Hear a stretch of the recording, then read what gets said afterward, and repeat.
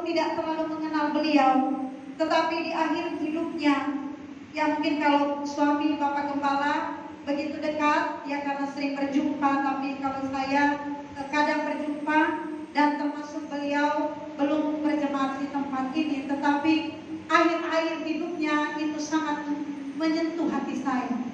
Kenapa menyentuh hati saya? Seakan-akan dia mengungkapkan akhir hidupnya ingin bersama kami di tempat ini. Karena pada malam Natal dia masih menelpon Bapak Gembala untuk ada tidak ibadah malam Natal di sini. Dia mau datang terus beribadah di sini, tetapi kami ibadahnya masih terbatas. Jadi malam Natal pun kami tidak adakan, tetapi kami melihat betapa besar kerinduan dari Bapak almarhum ini untuk beribadah di sini.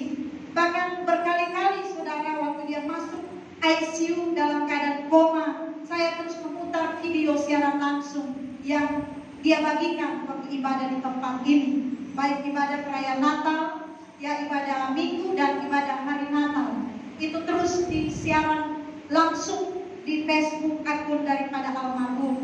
Dan jujur saudara, saya sempat agak kaget begitu ya, sangat kaget. Dan satu hari itu saya hanya mengingat wajahnya, begitu mengingat wajahnya. Dan sempat waktu saya dengan Bapak Gembala kami berdoa untuk beliau di kamar, kami berdoa walaupun dia terbaring di rumah sakit. Selesai berdoa, saya panggil suami saya dan saya katakan beliau akan pulang, karena saya melihat peti mati yang lagi ditutup.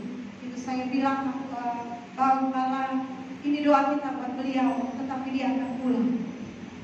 Tapi saya sempat berpikir begini, ini sayang ya, 4 hari itu dia lagi ngapain? Dia ICU kan, ya, dalam keadaan koma, lagi ngapain dia begitu? Yang apa dia lagi berbincang dengan malaikat Tuhan atau bagaimana? Ya, Bapak Ibu, seperti apapun kita, penghakiman itu milik Tuhan. Ya, kita tahu bahwa Tuhan itu penuh kasih dan bagaimana akhir hidupnya dia datang mencari Tuhan. Ya, dan itu yang membuat saya sangat terpukul. Ya, akhir kehidupannya ia begitu ingin mencari Tuhan. Ya, ia ingin mendengar firman Tuhan. Bahkan firman Tuhan yang dia siarkan langsung, saudara, saya ingat bahwa fokus hidup manusia jangan pada pemenuhan kebutuhan jasmani, tapi pada hidup yang kekal. Ya, kita harus fokus pada kekekalan, karena kita semua akan pulang ke rumah Bapa. Dan saya mendengar siaran langsung itu ada di videonya. Ya, ternyata itu adalah salah satu pesan buat beliau. Bapak Ibu dikasih Tuhan, ini menjadi pelajaran bagi kita semua bahwa kematian itu datang secara tiba-tiba. Tidak ada manusia yang merencanakan kapan ia mati. Tidak ada manusia yang merencanakan bagaimana ia akan mati. Tetapi saudara yang kasih Tuhan, itu semua adalah waktu dan urusan Tuhan. Urusan setiap kita adalah bagaimana kita menjalani hidup kita di dalam Tuhan. Ya, karena akhir kehidupan kita akan mempertanggungjawabkan semua yang kita lakukan di hadapan Tuhan. Bapak Ibu dikasih Tuhan, sangat tragis hidup manusia. Ya, kalau kita lihat lagu-lagu memang di sini saudara selalu berbicara kematian, untuk mengingatkan kita bahwa kita ini hidup menumpang saja di bumi. Ya, menumpang. Jangan saudara kejar mujizat. Jangan saudara kejar pemenuhan kebutuhan jasmani. Saudara kerja, saudara bertanggung jawab, saudara pasti makan dan minum. Dan saudara sungguh-sungguh bekerja, bertanggung jawab, jujur, tidak korupsi, ya saudara pasti akan menikmati hasil jerih lelah saudara. Kalau bicara saudara mujizat, Bapak Ibu, berapa lama saudara jadi Kristen? Apakah masih perlu pembuktian bahwa Tuhan Yesus itu hidup? Amin. Saudara masih perlu gak pembuktian kalau Tuhan Yesus hidup, dia tolong saya? Berapa lama saudara hidup di dalam Tuhan dan Tuhan menunjukkan kemurahannya buat saudara? Tapi masih perlukah kekristenan saudara yang sudah lama di dalam Tuhan masih mau melihat mujizat baru cinta Tuhan? Bapak Ibu, kekristenan kalau sudah lama di dalam Tuhan, sebaiknya saudara jangan minta tanda baru mengasihi dia. Saudara harus mengasihi dia walaupun Tuhan tidak menolong saudara. Seperti saudara bangsa Israel. Bangsa Israel itu seperti apa Tuhan menolong mereka? Terlalu baik Tuhan, terlalu banyak mujizat Tuhan tunjukkan kepada mereka. Tapi apakah saudara melihat bagaimana jalan-jalan daripada bangsa Israel? Mereka dikatakan tegak tengkuk, keras kepala.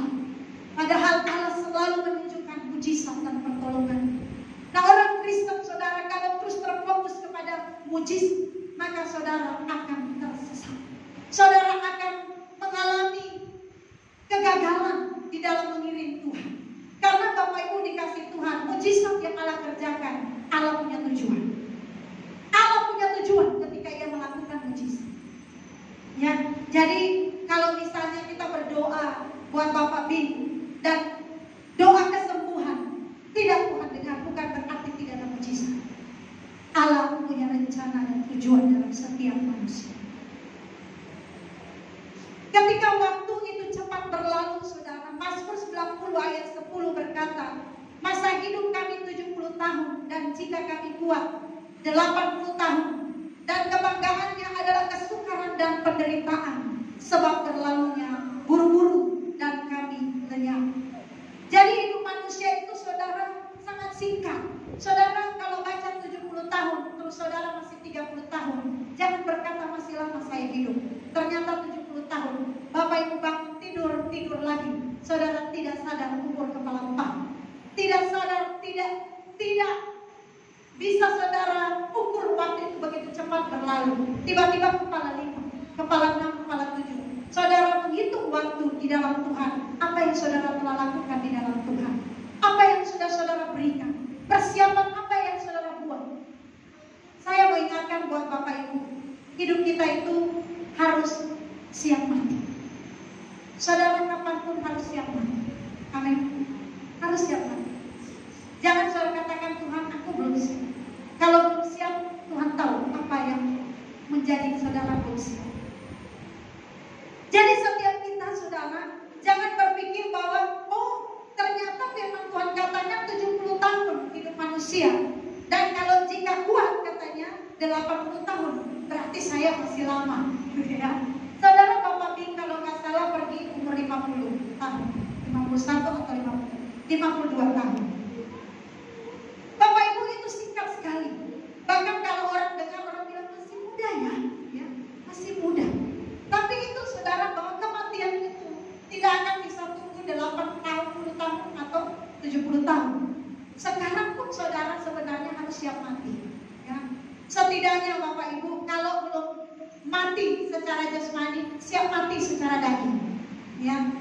Manusia saudara memiliki perjuangan di dalam kehidupan ini. Ya, karena itu kita harus berlomba-lomba menyenangkan hati Tuhan, berlomba-lomba melakukan kehendak Tuhan, apa yang Tuhan mau. Ya, kalau perlu kita berdoa, Tuhan hantarlah langkahku sebelum usai hari untuk memahami rencanamu di dalam tangan hidupku. Tuhan jadikan batinku untuk mengerti hatimu agar kutunaikan semua yang Bapa ingini. Sayang sekali saudara kalau kita melihat manusia hidup hari-hari ini, mereka hidup hanya untuk dirinya sendiri. Padahal saudara, Tuhan mati untuk kita supaya kita dikembalikan pada rancangan yang semula. Tuhan mati untuk kita supaya kita boleh mencapai kesempurnaan itu. Tuhan mati untuk kita saudara, agar supaya kita dapat diselamatkan. Tapi manusia begitu mengabaikan apa yang Tuhan kerjakan. Ya, apalagi kalau orang bilang keselamatan itu gratis, akhirnya orang hidup semena-mena. Bapak Ibu dikasih Tuhan, tidak ada manusia berkuasa menahan angin. Siapa yang bisa menahan angin? Saudara punya uang banyak pun, saudara punya alat secanggih apapun, siapapun kita, orang kaya sekalipun, tidak berkuasa menahan angin. Tidak ada orang yang berkuasa menahan angin. Demikian tidak ada di antara kita bisa berkuasa menahan hidup kita. Kalau Tuhan sudah berkata pulang. Tadi ada lagu, perkarakan dirimu kemana engkau pulang. Engkau pulang ke tanah gersang, ya tanah tak bertepi atau jurang maut, atau engkau pulang ke tempat rumah Bapa. Ini pertanyaan. Nah pertanyaan ini saudara jangan bertanya ketika saudara sudah kritis, tapi bertanyalah hari ini, Tuhan, kalau aku pulang, aku di mana? Supaya saudara punya kegentaran hidup, ya, punya ketakutan dalam mengerjakan keselamatan. Jangan merasa sudah selamat, Bapak Ibu, ya. Jangan merasa sudah selamat sehingga saudara hidup sia-sia, mempergunakan waktu sia-sia. Saudara punya uang, saudara pakai untuk kesenangan hidup. saudara pakai untuk memuaskan daging. Betul saudara, uang saudara. Tapi Tuhan akan minta pertanggungjawaban atas setiap apa yang dia percayakan buat Bapak Ibu. Bapak Ibu dikasih Tuhan, tidak penting bagaimana cara orang mati, tidak penting bagaimana menguburkan orang mati. Bagaimana orang yang mati di pesawat ya, jatuh, bagaimana terbakar, bagaimana cara orang dibunuh, dianiaya. Tapi yang penting bagaimana cara hidup saudara. Ya, saya waktu mendengar bahwa almarhum disemayamkan dengan bukan cara Kristen. Ketika kita sudah seperti apa, diikat ke kaki kita, digantung, dilempar di laut, sudah nggak tahu kita, yang mati itu nggak tahu. Tapi yang menjadi ketakutan dan kegentaran bagi kita masuk surga nggak? Ini pertanyaannya, benar? Kita berkenan nggak masuk rumah Bapa? Ini yang harus kita takutkan, bukan masalah dikuburnya, dikubur secara Kristen atau non Kristen. Itu tidak perlu kita takutkan, tidak perlu kita pikirkan. Tapi yang harus kita pikirkan adalah saya nanti diterima Bapa atau tidak. Ini saudara.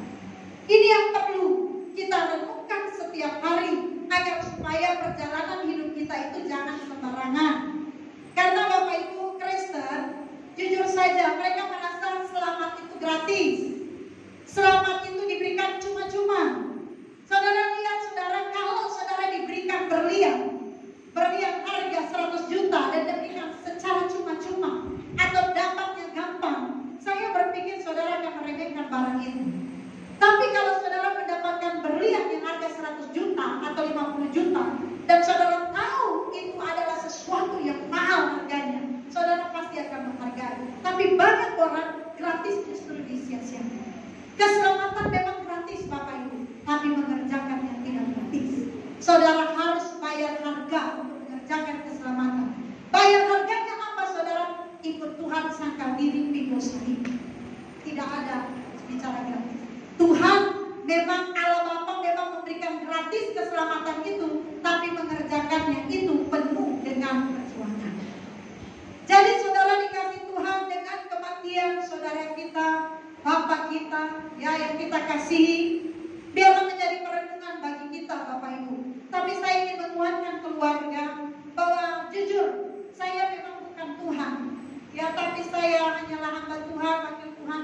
Waktu saya melihat beliau, saya sangat tersentuh melihat kehidupannya. Saya tidak tahu perjalanan hidupnya, saya tidak terlalu mengerti keadaannya karena kita nanti bertemu pada akhir-akhir hidupnya. Tetapi saya melihat di dalam setiap ibadah beliau begitu sungguh-sungguh, seperti dan seakan-akan ada sesuatu yang dia ingin ungkapkan pada saat itu. Ternyata Pak Yobel katakan orangnya memang agak tertutup begitu ya, agak menyembunyikan. Mungkin dia gak mau menjadi beban bagi orang lain. Dia lebih memilih untuk memikul semua beban itu sendiri. Tapi saudara, Tuhan lebih tahu hati dan pikiran manusia. Amin. Tuhan lebih tahu. Jadi kita berdoa supaya keluarga bisa menerima, keluarga bisa rela. Ya, yang paling penting bukan masalah orang yang mati ini, tapi bagaimana yang ditinggal ini, bagaimana yang hidup ini, supaya kita bisa melihat perjalanan hidup almarhum. Apa yang baik kita ambil, apa yang tidak baik kita jangan ikuti. Karena setiap manusia akan menjadi contoh apakah kita hidup serupa Yesus atau tidak. Bapak Ibu dikasih Tuhan, waktu yang kita miliki ini memiliki kecepatan yang sama. Satu hari masih tentang 24 jam, 1 jam masih 60 menit, dan setiap menit masih 60 detik. Dari dulu sampai sekarang tidak ada perubahan menit, detik, dan jam. Betul? Atau ada perubahan? Ya, tetapi saudara, adakah saudara rasa begitu cepat hari ini? Kalau dulu kita menunggu malam, kayaknya malamnya lama sekali ya. Apalagi kita yang bersekolah, yang bekerja, lama sekali malamnya. Tapi sekarang saudara, hari Minggu barusan kita ibadah, dan tidak sadar kita, minggu lagi kita sudah ketemu. Begitu cepat. Apakah ada perubahan jam? Apakah ada perubahan menit? Waktu tidak ada. Tetapi saudara, ada terjadi percepatan. Nah, dalam kehidupan ini saudara, kita harus melakukan percepatan untuk menyelesaikan tugas yang Bapak berikan bagi kita.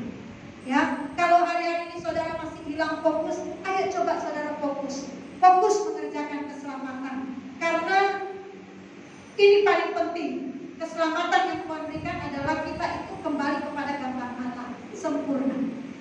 Kembali kepada gambar Allah sempurna seperti Bapa, hidup serupa dengan Yesus. Ini adalah Kristen, saudara. Kalau kita nggak serupa Yesus, kita bukan Kristen. Itu namanya Kristen jadian. Ya, seperti anak saya nyanyi kemarin, Kristen jadi-jadian. Ya, jadi saudara, Kristen jadi-jadian itu seperti apa ya? Kalau ke gereja Kristen, di luar gereja apa? Bukan Kristen, ya. Bapak Ibu dikasih Tuhan, banyak manusia itu disibukkan. Ya, banyak manusia itu disibukkan adanya rutinitas hidup yang bisa menggerus perhatian kita terhadap Tuhan, terhadap kerajaannya dan kekekalannya. Sehingga pada zaman sekarang pemenuhan kebutuhan jasmani menjadi lebih penting daripada urusan kerajaan Allah. Lebih serius mereka mengejar pemenuhan kebutuhan jasmani daripada mengejar kekekalan atau mengejar kerajaan Allah, atau mengejar hadirat Allah, mengejar hidup di dalam Tuhan. Karena dunia mulai membuat manusia sibuk, ya, sibuk dengan kenyamanan hidup. Siapa yang gak mau nyaman hidupnya? Saya juga mau, saudara. Tetapi saudara, kalau kita nyaman hidup, maka kita akan melupakan apa yang menjadi panggilan kita di dalam Tuhan. Jadi kalau saudara hanya sibuk mengejar pemenuhan kebutuhan jasmani, pastilah saudara akan kehilangan hidup yang kekal. Karena itu saudara, ayo kita fokus pada kerajaan Tuhan, fokus pada kekekalan. Sehingga sekalipun saudara menderita, saudara akan tetap mengerjakan keselamatan. Amin. Ya, saya banyak belajar, saudara. Bukan berarti saya sudah sempurna, tetapi dalam perjalanan hidup terus saya belajar. Dari setiap kegagalan saya belajar, dari setiap kesuksesan saya belajar. Ya, semua saudara kita belajar. Jangan saudara bangga dengan kehidupan yang tidak di dalam Tuhan. Jangan saudara bangga hidup senang tapi tidak di dalam Tuhan. Saudara harus merasa krisis kalau saudara hidup di luar Tuhan. Harus takut, saudara. Katanya takut Tuhan. Takut Tuhan kok gak ditunjukin. Ya, katanya cinta Tuhan, tapi cinta Tuhan kok gak ditunjukin. Saudara, kita menyanyi cinta Tuhan, tapi hidup kita tidak cinta Tuhan. Kita diingatkan bahwa kita berada dalam perjalanan waktu. Banyak orang tidak menyadari, nanti sadar ketika berada di ICU atau berada di rumah sakit, atau pada waktu kita ke pemakaman, kita bisa membaca nama-nama orang yang pernah kita kenal, yang sekarang sudah terkubur. Bapak Ibu, mari selama hidup, hitung sisa hidup saudara. Hitung sisa hidup saudara dan koreksi hidup saudara. Apakah saudara sudah seperti apa yang Tuhan mau? Apakah kita sudah mengisi hari-hari kita dengan perjuangan menjadi serupa dengan Yesus? Baiklah setiap hari kita menghitung sisa hidup kita. Waduh, saya sudah kepala 4, sedangkan saya belum maksimal di dalam Tuhan. Saya sudah kepala 4, tapi rasanya saya belum berkenan di hadapan Tuhan. Kita harus hitung hari-hari kita, saudara, agar supaya hari-hari kita tidak berlalu dengan sia-sia. Amin. Mazmur berkata, ujilah aku ya Tuhan, dan cobalah aku, selidikilah batinku dan hatiku. Selidiki aku ya Allah, dan kenallah hatiku. Ujilah aku dan kenallah pikiran-pikiranku. Daud begitu menyadari keberadaannya di hadapan Tuhan yang Maha Tahu. Ia yang menyelidiki hati manusia. Saudara tahu bagaimana juga perjalanan Daud. Daud juga pernah mengalami kegagalan. Ya, Daud pernah mengalami sesuatu yang sangat menyedihkan. Tetapi Daud datang kepada Tuhan. Daud bertobat dan Daud selalu berkata, ujilah aku Tuhan, kenalilah hatiku Tuhan, kenalilah pikiran-pikiranku Tuhan, karena Engkau tahu keberadaanku di hadapan-Mu. Tuhan yang Maha Tahu, Ia yang menyelidiki hati manusia. Saudaraku dikasih Tuhan, Tuhan itu tidak melihat rupa, tapi Tuhan melihat hati dan pikiran saudara. Karena itu saudara harus minta Tuhan selidiki hatiku, selidiki pikiranku. Saudara, saya melihat almarhum Bapak Bin Beliau itu sangat bergaul, sangat bersahabat. Saya selalu melihat dia tuh di live ya. Dia sedang bikin video. Dan terakhir video dia yang terakhir, live dia yang terakhir kalau nggak salah dia ada di Batam Center. Ya, malam itu dia berkata indahnya menikmati malam Natal. Wah, saya kamu menangis juga saudara lihat itu ya. Ternyata terakhir dia menikmati hari Natal. Dia lihat baru dia shoot lampu-lampunya di Batam Center. Dia bilang lihat lampunya begitu indah, ya begitu indah di malam Natal. Jadi dia berbicara sendiri. Dia di live streaming itu saudara dia sendiri di mobil. Dan saya masih dengar dia katakan sudah saatnya pulang, katanya. Sudah saatnya pulang. Jadi dia di mobil sambil dia bikin live sudah saatnya pulang. Terus kalau nggak salah mau cari angpau. Bagaimana dia ngomong gitu? Saya bilang waduh Tuhan, dia masih menikmati indahnya peringatan hari Natal. Ya, kita nggak tahu apa sebelumnya dia menikmatinya, tetapi malam itu yang saya tahu melihat dan mendengar videonya, dia sangat menikmati hari Natal. Ya, berarti ada sesuatu perenungan yang kembali dia dapat di dalam Tuhan pada saat berhari Natal. Nah, Bapak Ibu dikasih Tuhan, walaupun saya mengetahui di detik-detik terakhirnya, tetapi saya percaya Tuhan menyelidiki hatinya, Tuhan menyelidiki pikirannya. Manusia banyak kelihatan benar di luar, tapi belum tentu hati dan pikirannya benar atau tidak. Mungkin beliau kelihatannya ya seperti tadi kita dengar cerita, ya sempat, dia jauh dan lain sebagainya, tapi Tuhan mengenal dia. Amin. Tuhan mengenal hatinya. Saudara mungkin kelihatan preman, ya, gayanya kelihatan preman. Saudara mungkin tidak kelihatan serohani saya sebagai gembala, berdiri di mimbar, pakai jas, berkhotbah, atau seperti pemimpin-pemimpin yang lain. Tapi belum tentu saudara lebih baik dari saya atau tidak, atau saya lebih baik dari saudara. Tuhan mengenal pikiran saudara. Amin. Tuhan mengenal hati saudara. Saudara bisa bilang ibu pendeta itu baik ya. Ya, karena saya berpenampilan sangat baik. Saya berjas, saya juga khotbah. Tapi pikiran dan hati saya siapa yang tahu? Demikian juga Bapak Ibu. Demikian juga almarhum. Saya percaya Tuhan mengenal dia. Ya, Tuhan mengenal hati. Mungkin saudara setiap malam dia menangis di hadapan Tuhan. Mungkin di akhir-akhir hidupnya dia mengalami penyesalan yang luar biasa.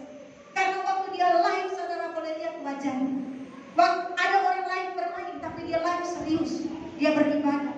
Nah, Tuhan mengenal hati dan pikirannya. Mungkin pada akhir-akhir hidupnya ia menangis, ia memohon pengampunan, ia datang kepada Tuhan, dan Tuhan itu adalah pengasih. Saya percaya saudara kasih Tuhan. Tuhan melihat bagaimana pikiran dan hati dari almarhum, sekalipun secara status mungkin saat itu berganti. Tetapi saudara kasih Tuhan, Tuhan adalah hakim kita yang adil. Dia pengasih dan penyayang. Dia melihat bagaimana perjalanan hidup orang yang datang kepada Tuhan. Ini jadi pelajaran bagi kita, saudara.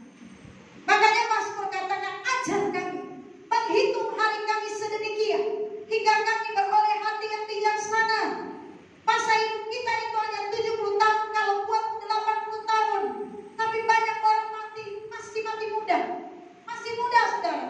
Bahkan teman-teman saya, saudara, kepala empat banyak yang meninggal. Ya, gak tunggu 70 tahun, 80 tahun. Banyak kepala empat meninggal, saudara. Katanya kepala empat itu rawan. Ya, jadi siapa yang kepala empat sih? Termasuk saya. Katanya kepala empat itu sudah termasuk rawan. Ya, mungkin karena pengaruh cuaca, makanan, atau pengaruh kehidupan. Kepala empat stres, belum dapat jodoh. Atau kepala empat stres, belum bangun rumah. Atau kepala empat stres, belum naik jabatan. Ya, belum gaji naik.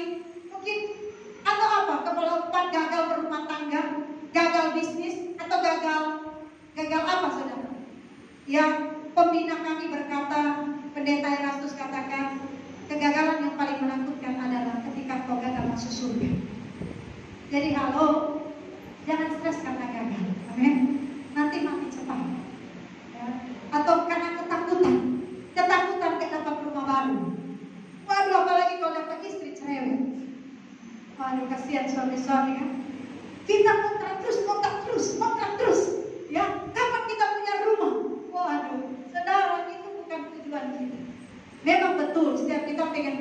sendiri supaya jangan kontrak.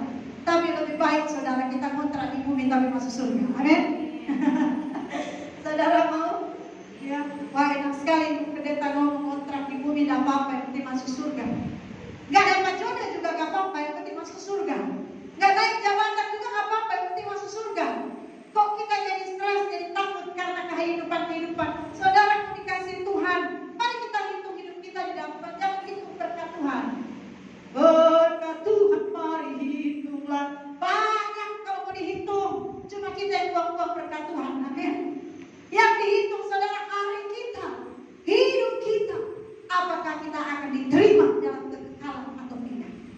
Saya ingin membawa ini supaya saudara yang error ini agak sadar begitu. Iya ya, kegagalan berumah tangga, kegagalan bisnis, kegagalan studi, kuliah itu tidak menakutkan. Yang menakutkan gagal masuk surga. Kalau gagal masuk surga saudara, kekalaman kengerian tidak akan pernah berhenti. Dikatakan kengerian kekal. Saudara mau hidup kekal atau kematian kekal? Kalau kematian kekal, di sana penderitaan terletak tinggi, tidak akan pernah berhenti. Jangan berpikir kalau mati selesai. Debu kembali kepada debu, tapi setiap kita akan kembali pada Bapa. Jiwa, roh kita akan kembali pada Bapa. Jangan berpikir setelah mati game over selesai, tidur enak, mana ada. Ketika mati di situ awal kehidupan yang sebenarnya. Kalau sekarang berhidup yang sebenarnya, mati itu hidup sebenarnya. Ketemu Bapa di surga, layak masuk surga. Kiri atau kanan? Itu pilihan saudara. Nah itu sekarang harus diperkarakan. Amin. Sekarang. Jangan saudara berpikir saudara masih kuat sehat, masih umur muda, jangan saudara. Ya main sama Muhedi aja meninggal umur berapa? 30-an atau berapa? Sangat mudah saudara ya. Artinya mati gak perlu sakit, mati gak perlu tua, kapan saja siap mati. Bapak Ibu, ini adalah momentum. Hidup saudara adalah momentum yang berharga, sehingga saudara mengerjakan keselamatan dengan takut dan gentar. Jangan hanya berkristen kelakuan moral baik, tapi saudara harus memiliki pikiran, perasaan seperti Yesus. Jangan seperti ahli Taurat saudara hidup. Kelihatan baik di luar, tapi tulang belulang semua di dalam. Jahatnya luar biasa. Ya, dia selalu pikir, oh Kristen aja yang baik. Sorry Bapak Ibu, orang Kristen banyak yang baik. Ya, orang Kristen di luar Kristen banyak yang lebih baik dari orang Kristen. Makanya Kristen ini saudara harus bersadar diri dan bertobat kembali kepada Tuhan. Ya, jadi malam hari ini saudara, peringatan bagi kita yang masih hidup, dan juga saya memberikan juga penghiburan buat keluarga bahwa tidak penting seperti apa almarhum dimakamkan, tapi yang paling penting adalah bagaimana ia dengan Tuhan. Jangan pula kita menjadi hakim. Hakim itu urusan Tuhan. Amin. Wah, dia dikubur dengan cara begitu, wah itu udah apalah segala macam, kita keluarkan kata-kata kutuk dan lain sebagainya. Bapak Ibu, manusia melihat luar, tapi Tuhan melihat hati dan pikiran manusia. Karena itu kita bersyukur kepada keluarga yang di sini maupun yang ada di luar Batang. Di akhir hidupnya ia datang mendekatkan diri kepada Tuhan. Amin. Ia datang mendekatkan diri kepada Tuhan. Jadi cara memakamkannya tidak terlalu penting untuk diurusi. Saya hanya melihat bagaimana terakhir ia datang ke gereja, kurang lebih 3 kali kami terus bertemu, bahkan dia masih minta selfie. Saya bilang, kenapa dia gak upload itu foto selfie? Saya ingin lihat, karena waktu dia mau pulang, dia Pak Pendeta Welem, dia bisa selfie dulu. Dia masih berapa kali selfie dengan kami. Ya kami minta foto kameranya, tapi dia mau untuk foto bertiga. Saya, suami dan dia. Ya dia minta selfie dulu. Ya saya nggak tahu, kalau ada fotonya sih senang juga ya. Tapi itu foto, itu terakhir dia foto. Tapi hari tanggal 25 dia buru-buru pulang. Ya buru-buru pulang. Mungkin kalau sempat ngobrol bisa menambah kesedihan saya juga ya. Dia minta selfie itu malam perayaan Natal. Tapi hari Natal itu dia buru-buru, sangat buru-buru pulang. Saya bilang, Pak, tunggu foto dulu. Sudah, Bu, saya